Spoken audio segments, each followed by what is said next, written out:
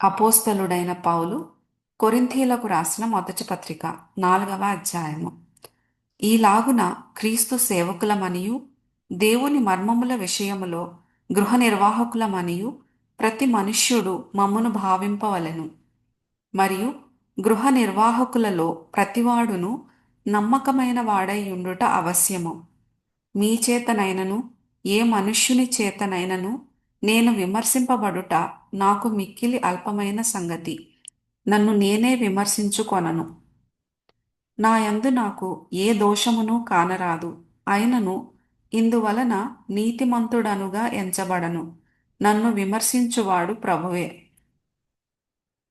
కాబట్టి సమయము రాకమునుపు అనగా ప్రభువు వచ్చు వరకు దేనిని గూర్చియు తీర్పు తీర్చకుడి.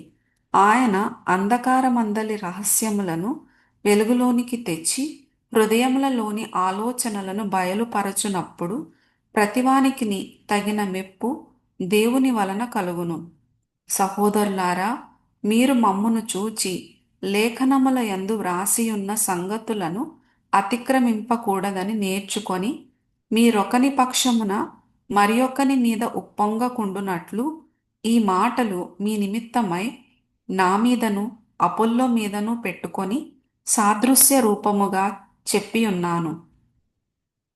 ఎందుకనగా నీకు ఆధిక్యము కలుగజేయువాడెవడు? నీకు కలిగిన వాటిలో పరుని వలన నీవు పొందనిది ఏది? పొందియుండియు పొందనట్టు నీవు అతిశయింపనేలా? ఇదివరకే మీరేమియూ కొదవలేక తృప్తులైతిరి. ఇదివరకే ఐశ్వర్యవంతులైతిరి. మమ్మును విడిచిపెట్టి మీరు రాజులైతిరి. అవును, మేమును మీతో కూడా రాజుల మగునట్లు మీరు రాజులగుట నాకు సంతోషమే గదా. మరణదండన విధింపబడిన వారమైనట్టు దేవుడు అపోస్తలులమైన మమ్మును అందరికంటే కడపట ఉంచియున్నాడని నాకు తోచుచున్నది.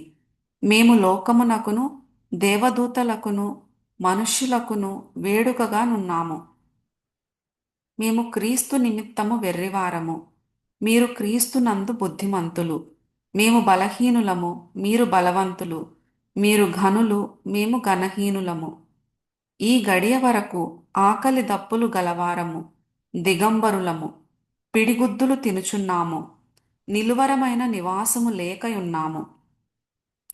స్వహస్తములతో పనిచేసి కష్టపడుచున్నాము, నిందింపబడియు దీవించుచున్నాము, హింసింపబడియు ఓర్చుకొనుచున్నాము, దూషింపబడియు బతిమాలు కొనుచున్నాము. లోకమునకు మురికిగాను అందరికీ పెంటగాను ఇప్పటి వరకు ఎంచబడి ఉన్నాము. మిమ్మును సిగ్గుపరచవలెనని కాదు గాని నా ప్రియమైన పిల్లలని మీకు బుద్ధి చెప్పుటకు ఈ మాటలు వ్రాయుచున్నాను. క్రీస్తునందు మీకు ఉపదేశకులు 10,000 మంది ఉన్నను తండ్రులు అనేకులు లేరు. క్రీస్తు యేసునందు సువార్త ద్వారా నేను మిమ్మును కంటిని గనుక మీరు నన్ను పోలి నడుచుకొనువారై ఉండవలెనని మిమ్మును బతిమాలు కొనుచున్నాను.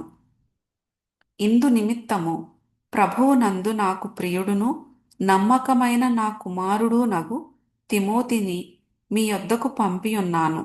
అతడు క్రీస్తునందు నేను నడుచుకొను విధమును అనగా ప్రతి స్థలములోను ప్రతి సంఘములోను నేను బోధించు విధమును మీకు జ్ఞాపకము చేయును. నేను మీ యొద్దకు రానని అనుకొని కొందరు పొంగుచున్నారు. ప్రభువు చిత్తమైతే త్వరలోనే మీ యొద్దకు వచ్చి ఉప్పొంగుచున్న వారి మాటలను కాదు వారి శక్తినే తెలిసికొందును. దేవుని రాజ్యము మాటలతో కాదు శక్తితోనే ఉన్నది. మీరేది కోరుచున్నారు? బెత్తముతో నేను మీ యొద్దకు రావలెనా? ప్రేమతోనూ సాత్వికమైన మనస్సుతోనూ రావలెనా?